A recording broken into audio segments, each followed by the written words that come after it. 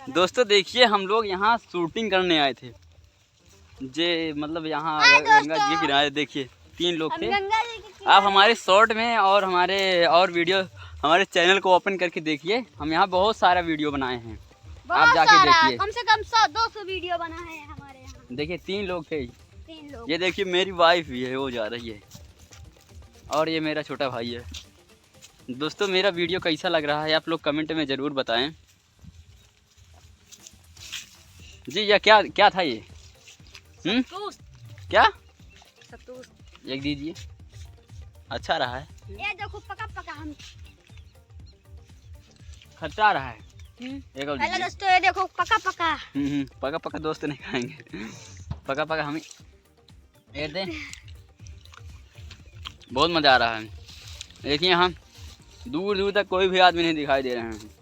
और ये देखो भैया गेहूँ के साथ धुक्का नहीं है, ये से भांग कहते हैं। और गेहूँ और सरसों बहुत सारा खेती है।